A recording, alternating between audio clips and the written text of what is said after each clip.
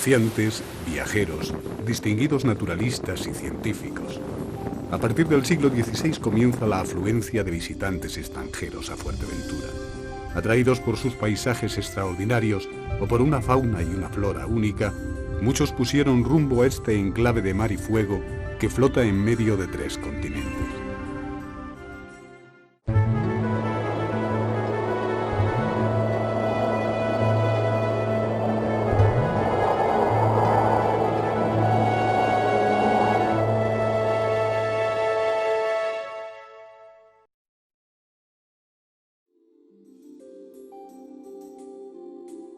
Toda la población de pescadores nos recibió en Las Rocas, una bienvenida realmente hospitalaria a Fuerteventura.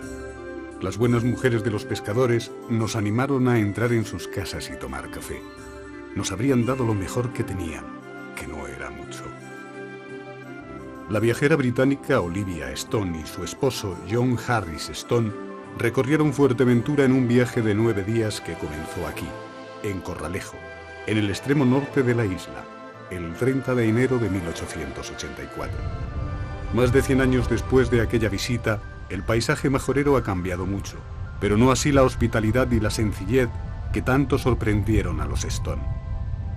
Corralejo siempre ha sido desde los tiempos de la conquista de Lobo un punto de paso entre Lanzarote y Fuerteventura, con la isla de Lobos por supuesto alrededor. Ya desde la época de Julián de Betancourt y Gadifer de la Salle, pues fue un punto de entrada a Fuerteventura. Pero no de asentamiento. No de asentamiento.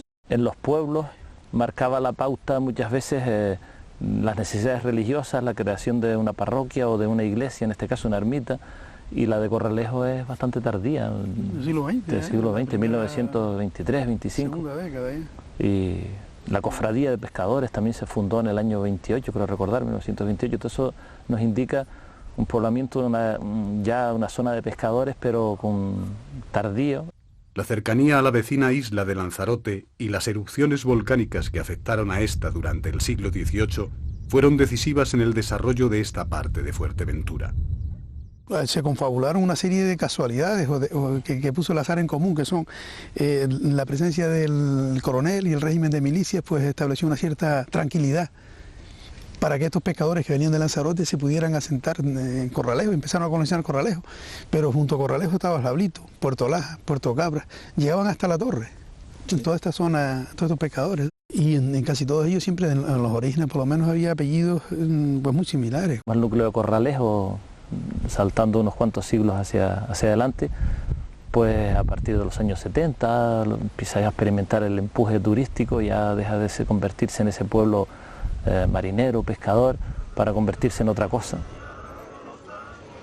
La presencia de turistas en Corralejo es ya un hecho cotidiano, estrechamente vinculado al desarrollo de esta villa marinera, en cuyas calles las aspas de algún que otro molino aún abrazan al viento, a pesar de que soplen otros aires. Mi padre compró la molina en Lanzarote y la trajo, y luego pues se pagó una albañil de Lajares, y el señor que montó la molina era del Cotillo. Él se encargaba de moler, de ponerle las velas, porque eso lleva unas velas.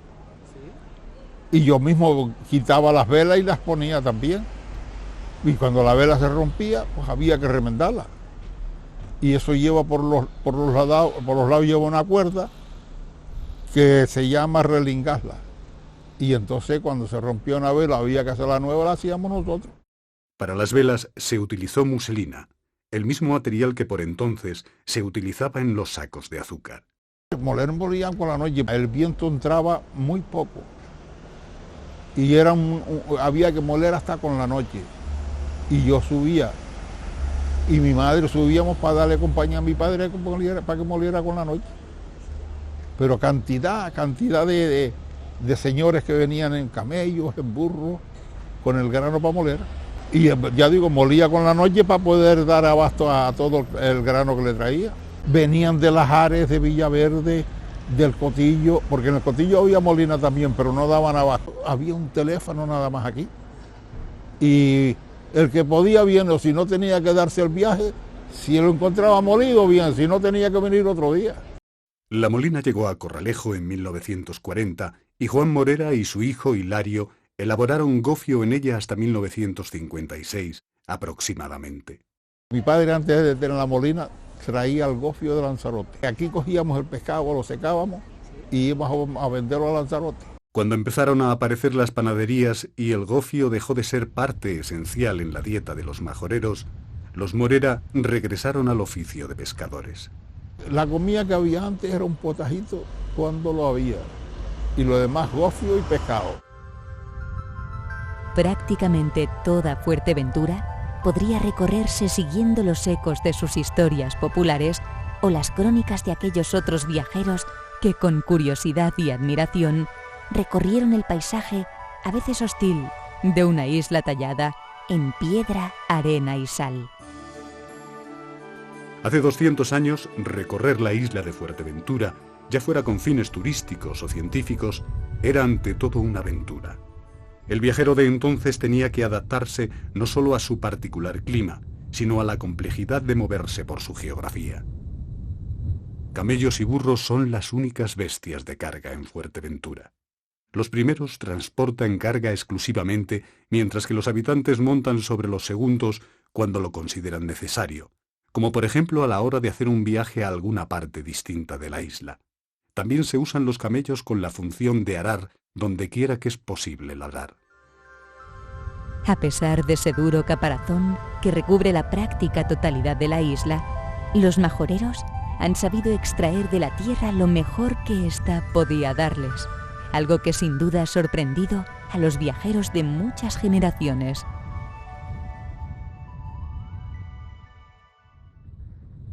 Hacia el interior de la isla, en la mitad norte, se encuentra el pueblo de Villaverde, cuyos dos molinos, desde lo alto de la montaña, delimitan la frontera con la población de La Oliva. Los bienes culturales que hoy conocemos como molinas y molinos, pues estuvieron en su momento vinculados a un cambio de ciclo económico, es decir, se pasó de estar casi al 100% dedicada a este norte de Fuerteventura a la ganadería, a pasar a una economía más cerealista, en el que tuvo importancia el cultivo de cereales. A partir del siglo XVIII se modificó el paisaje majorero con la implantación de los primeros molinos. Hoy en día, estas quijotescas siluetas son bienes de interés cultural que recuerdan la importancia del cereal en la dieta de los vecinos de Fuerteventura.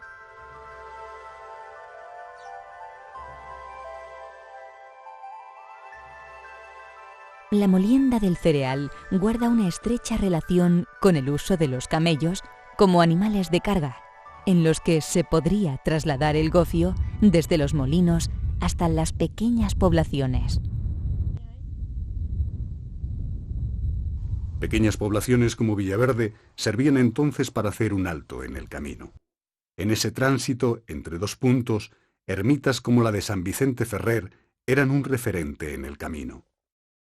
Quizás un aspecto llamativo de esa ermita también, con respecto a otras que podemos ver aquí, como la de las Ares, la del Cotillo, las que están en las inmediaciones, es que esta pues se ha quedado, está como más embutida, tiene más construcciones alrededor, las otras están en un espacio más abierto. La ermita de San Vicente Ferrer es otro de los bienes de interés cultural con los que cuenta el municipio majorero de La Oliva, declarado como tal en 1991. Se trata de un templo de planta rectangular con cubierta a tres aguas y teja, siguiendo el esquema constructivo de las ermitas que se erigieron en Fuerteventura en el siglo XVIII, gracias a las aportaciones del pueblo. Lo típico es la cantería del lugar, que es, nunca mejor dicho, aparentemente piedra molinera o piedra tallada, muy bien tallada, por cierto, en las esquinas, en las cuatro esquinas, porque la fachada remata en la central espadaña, pero la cantería está cuidada como cosa extraña en las cuatro esquinas, si te das cuenta. Sí, y muy sí, bien además con unas líneas bastante uniformes. Y por lo demás la cubierta de tres aguas, la sacristía la tiene en el lado del Evangelio, o sea, al lado norte. Es nueva realmente, lo que es el pavimento es nuevo. Y sorprende la regularidad de los paramentos con el resto de ermitas, ¿no? Yo diría que hay algo de cantería muy bien trabajada, ¿eh? Pero a veces no es solo lo que podemos ver, sino lo que permanece oculto entre los pliegues de la tierra e incluso debajo de esta. Uno de los aspectos que sigue atrayendo a estudiosos de todo el mundo es la riqueza geológica y paleontológica de Fuerteventura. Las condiciones particulares de la formación de la isla y el posterior proceso de erosión han provocado que emplazamientos como el del Barranco de los Enamorados presenten hoy un aspecto tan singular. Estamos en el noroeste de la isla de Fuerteventura, dentro de un barranco que tiene unas características muy peculiares, como es tener dunas antiguas excavadas por el agua, que le han dado un relieve muy particular. Fuerteventura es una isla volcánica. Sin embargo, en determinados episodios de la historia geológica de la isla, en los cuales el clima en la tierra era más frío y el nivel del mar estaba por debajo del nivel actual, importantes cantidades de arena fueron arrastradas hacia el interior de la isla y depositadas en antiguos valles o barrancos. Estamos hablando hace más de 135.000 años.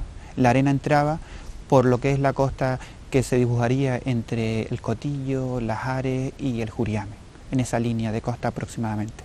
La arena entraba, recubría el relieve volcánico y rellenaba valles antiguos de arenas calcáreas de origen marino.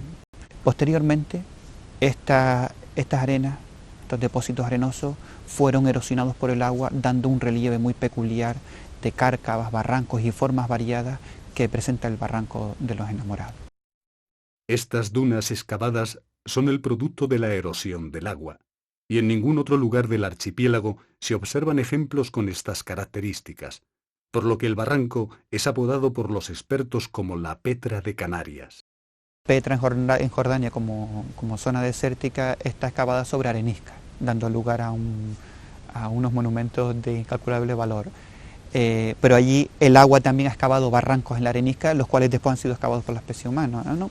Pero el Barranco de los Enamorados tiene como paralelismo que también son areniscas o depósitos arenosos, no necesariamente excavados por el agua. Las arenas blancas que forman las dunas del Barranco de los Enamorados, al igual que otros ecosistemas dunares de Fuerteventura, como las dunas de Corralejo o el Sable de Jandía, son arenas calcáreas de origen marino. Realmente son conchas de organismos marinos que han sido depositados en el fondo del océano y en periodos en los que el mar estaba en un nivel por debajo del actual, estas arenas fueron arrastradas por el viento, quedaron al descubierto y fueron arrastradas por el viento hacia el interior de la isla. Cubrieron el relieve volcánico, dándole al basalto oscuro, dándole una coloración más blanquecina, que es la coloración de los sables. Y algunas rellenaron barranco y valle. Además de estas particularidades geomorfológicas que hacen del barranco un lugar único en Canarias, Los Enamorados, también conocido como Barranco de los Encantados, tiene un destacado valor paleontológico que justifica la consideración de esta zona como bien de interés cultural desde 2008. Estas dunas se consolidaron por efecto de las aguas de lluvia. En ellas creció abundante vegetación que dio el alimento suficiente para que numerosos moluscos terrestres, conocidos como chuchangas en Fuerteventura, como la teba geminata, la rumina de Collata, crecieran alimentándose de esa vegetación. El valor paleontológico principal del Barranco de los Enamorados está en los numerosos restos de moluscos terrestres. Asociados a ellos aparecen abundantes nidos de himenópteros.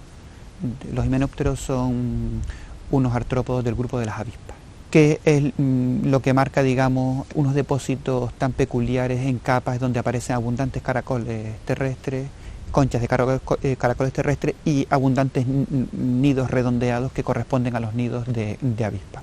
Dentro de esos caracoles terrestres destaca el molusco endémico encontrado justamente en este barranco. Digamos que este es el lugar clásico, el lugar donde se ha encontrado por primera vez este molusco endémico.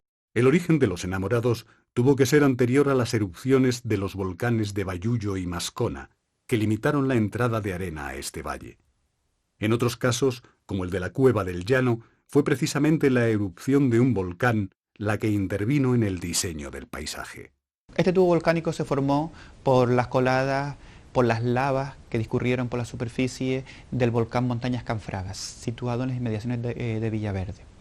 Cuando la lava circula, la parte más exterior se enfría y se solidifica antes, formando una coraza superficial, pero el interior sigue caliente y la roca sigue fundida, con lo cual sigue fluyendo en el sentido de la pendiente.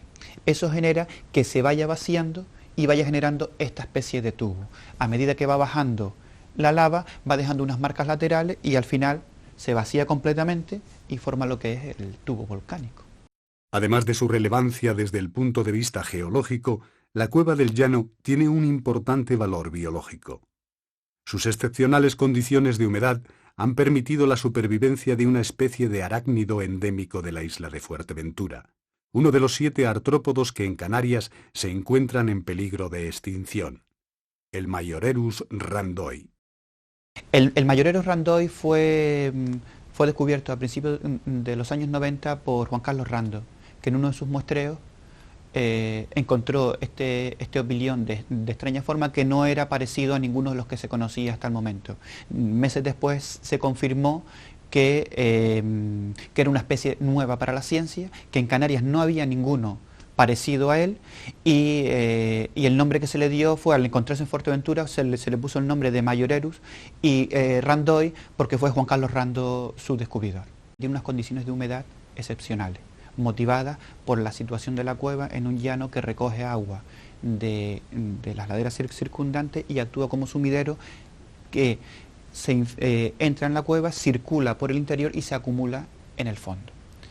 Esto permite que en el fondo de la cueva, en donde vive en concreto el opilión, existen en torno a 100% de humedad. Algo excepcional para una isla como Fuerteventura, cuya humedad exterior ronda en torno al 50, 60 o 70%. Un molino y una molina custodian la ermita de San Antonio de Padua en Lajares, un lugar por el que seguramente las brujas de los cuentos pasaban de largo, vencidas por la fe de los vecinos del lugar. Aquí tenemos la ermita de San Antonio de Padua, que está en un contexto, estaba originalmente en un contexto muy tradicional de las ermitas de Fuerteventura, aislada un poco del resto de casas. Hoy en día pues ya hay casas cercanas. La ermita de San Antonio de Padua obedece a la tipología tradicional de las ermitas de Fuerteventura y, como otras muchas, fue construida en el siglo XVIII, manteniendo el esquema típico de la época. Los aspectos relativos a la construcción de la ermita no hay datos exactamente concretos, pero sí podemos afirmar que aproximadamente de la década de los años 30, años 40 del siglo XVIII, pues data esta ermita. Podemos contemplar una sacristía en el costado de la epístola. En la parte contraria podemos observar la espadaña elaborada con piedra de la zona, en este caso piedra volcánica negra, adaptándonos al lugar. La espadaña es muy sencilla, tiene una pequeña cruz de piedra en el centro y dos pequeños pináculos, y estos pues son añadidos posteriores al inicio de la construcción. Podemos también observar en el perfil circular de la ermita como hay una especie de poyo o muro en el cual pues también es habitual en las ermitas, pues servía también para las personas sentarse, y aparte de tener una función antihumedad en lo que es la zona más próxima a su cimentación. Frente a la fachada principal del templo se encuentra un sencillo calvario rematado con una cruz de piedra volcánica de la zona. Así como en otras partes de Fuerteventura, más bien hacia el centro-sur, podemos observar como la piedra es canto rojo, otro tipo de piedra más próxima, pues aquí desde luego se aprovecha la materia prima que hay en el lugar y tenemos esta tipología de piedra. Entre las singularidades que observamos en la ermita de San Antonio, pues está en su portada tanto lo que es el arco de medio punto como los sillares y todo lo que es la parte digamos del campanario, está elaborada en piedra volcánica de la zona, en piedra negra o zona de Malpey, como se le conoce aquí también en Fuerteventura, y es algo característico de esta zona norte de Fuerteventura. La tipología de la techumbre también es muy tradicional. Se trata de una cubierta de teja a dos aguas que en el interior presenta el artesonado mudéjar típico en este tipo de construcciones. Respecto al interior de la iglesia también, la parte más interesante es la escultura en madera policromada de San Antonio de Padua, el patrón de esta ermita, elaborada en bulto redondo. Aparece con un libro abierto y el niño aposentado sobre el libro. La imagen de San Antonio de Padua se encuentra en una hornacina a la izquierda de un retablo de pequeñas dimensiones con representaciones pictóricas y una imagen de bulto redondo del Cristo en la cruz que ocupa la parte central. A la derecha del retablo, en una hornacina que se abre en el testero de la ermita, hay una imagen de bulto redondo de la Milagrosa. La ermita fue declarada Monumento Histórico Artístico en 1985.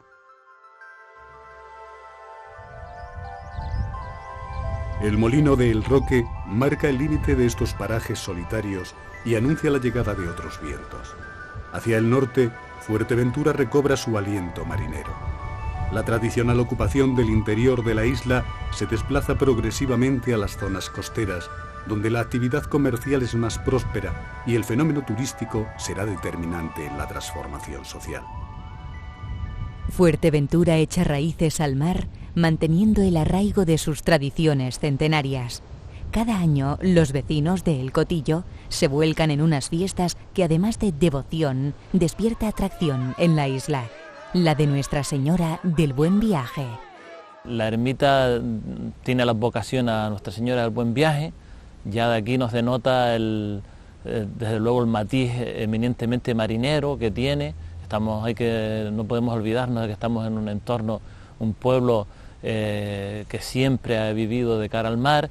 Sin ir más lejos, la propia ermita está orientada de una manera singular hacia el mar. Una de las singularidades de los pueblos marineros de Fuerteventura, en la que los pescadores y sus familias ofrecen una devoción anual a su patrona, es la procesión marítimo-terrestre que se desarrolla en el mes de agosto en El Cotillo, en la que pues, se pasea a Nuestra Señora del Buen Viaje en unas embarcaciones engalanadas y preparadas al efecto, al igual que sucede en otras zonas, en este caso sin ir más lejos del norte de Fuerteventura, como puede ser Corralejo. La devoción tan fuerte a sus patrones, a sus patronos, en este caso a la Virgen del Buen Viaje, obedece pues a la necesidad humana de agarrarse a una fe, a una creencia que les ayude a soportar épocas y momentos muy duros. No hay que olvidar que aquí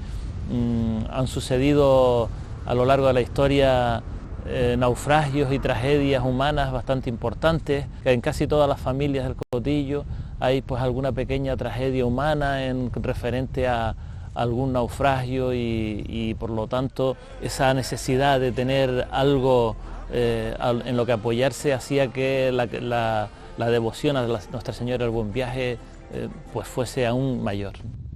Durante el siglo XVI, el puerto de El Roque, nombre que recibía por entonces el puerto de El Cotillo, era un importante embarcadero de cereales y animales, a pesar de que su actividad estaba limitada por las fuertes corrientes de la zona.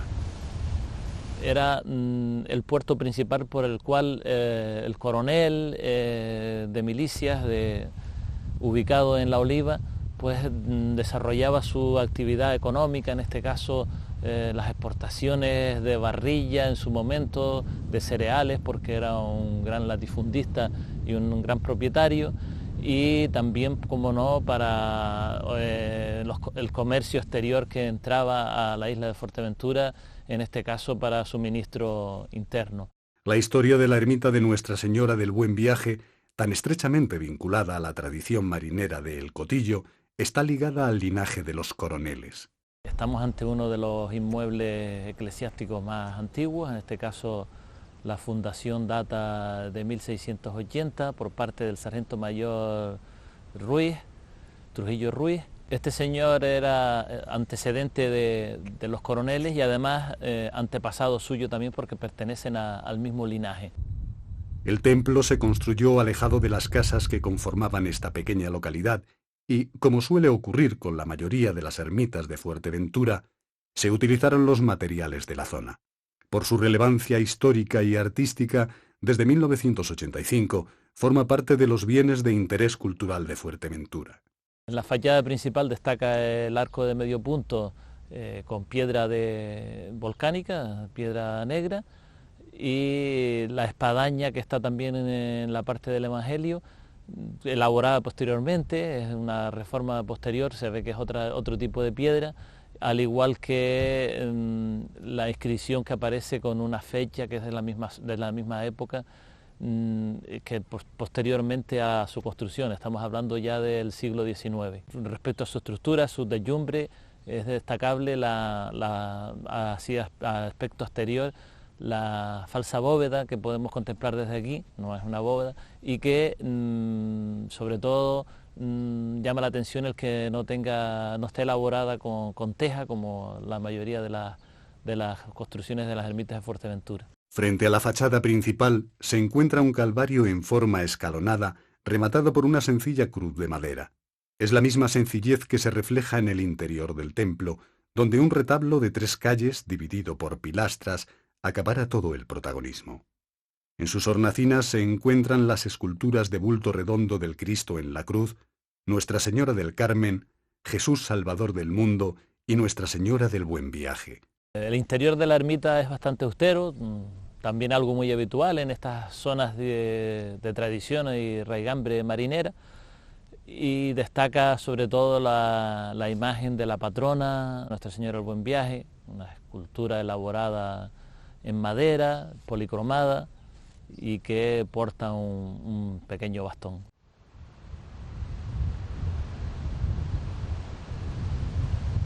Ildefonso Hierro conoce muy de cerca esta procesión, ya que muchas de las embarcaciones que acompañan a la Virgen en su paseo marítimo han sido construidas con sus propias manos.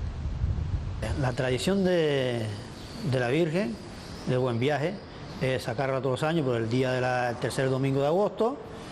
La sacan de la iglesia, la llevan a la playa del Cotillo, la suben sobre un barco que sea de un marinero, le dan una vuelta en el mar, le ponen unas flores, tiran al mar unas flores, unos ramos para un marinero fallecido en el mar, después la llevan a tierra, le dicen una misa y le dan un paseo por el pueblo y para la iglesia otra vez.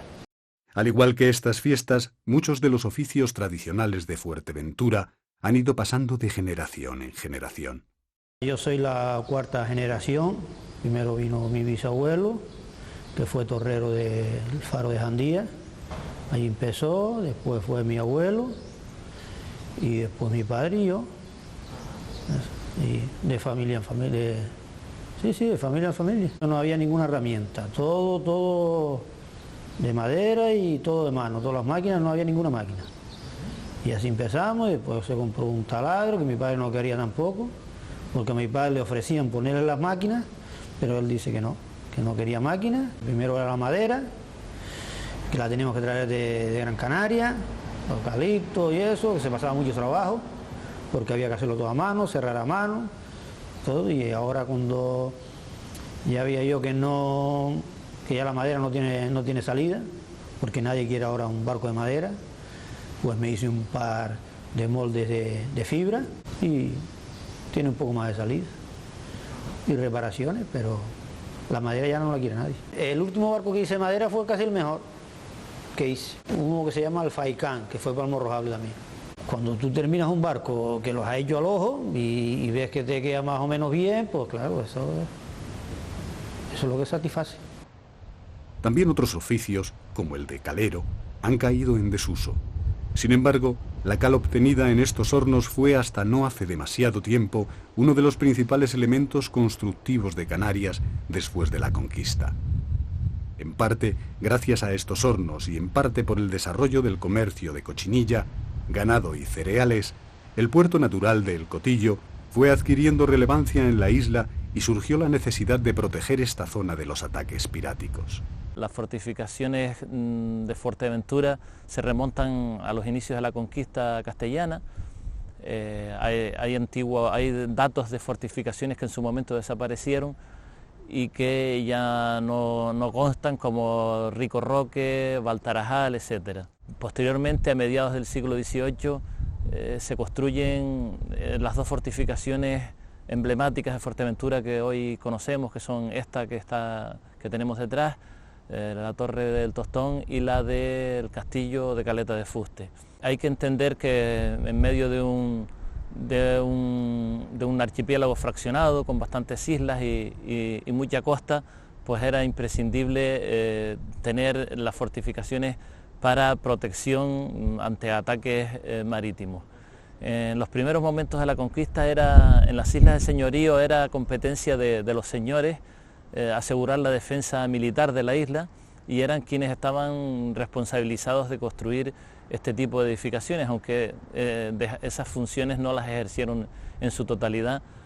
Por lo tanto, posteriormente la Corona de Castilla asume esta competencia. La fortificación obedece a sistema defensivo y en unos primeros momentos interesaba sobre todo para evitar los ataques piráticos del norte de África, porque los señores de la isla hacían ataques hacia el norte de África para hacer pues razias, lo que se llama pues pillaje, recoger lo que podían y volver, ¿no? A mediados del siglo XVIII pues los ataques piráticos de este tipo del norte de África prácticamente habían desaparecido, y ya nos encontrábamos en otro contexto en el que precisamente los enemigos bélicos de España, sobre todo Inglaterra, amenazaban las islas con posibles ataques, con los más famosos, por ejemplo, son los del almirante Nelson, y algún que otro ataque más pequeño, del que Fuerteventura ha sido testigo también, como el famoso ataque de los piratas ingleses en Tuineje. La torre o castillo del Tostón, monumento histórico artístico desde 1949, se encuentra ubicada en la caleta de El Cotillo, en un escarpe junto al mar. En el siglo XVIII se le encargó al ingeniero Claudio del Isle la proyección de una fortaleza que sigue el esquema de otros edificios defensivos del archipiélago. La torre del Tostón tiene una estructura redonda y achatada, a cuyo interior se accede a través de una escalera de cantería que da paso a un puente levadizo sujetado por cadenas de hierro. En la estancia principal podían alojarse más de una docena de hombres. Desde aquí, unas escaleras descienden hacia el aljibe y el polvorín y, en dirección opuesta, otro tramo de escaleras finaliza su recorrido en la parte más alta de la torre, donde se encontraban los cañones. A pesar de formar parte de la arquitectura defensiva de la isla, la torre de El Tostón tuvo un carácter eminentemente disuasorio y no existe constancia de que su presencia sirviera para abortar ningún ataque desde el mar.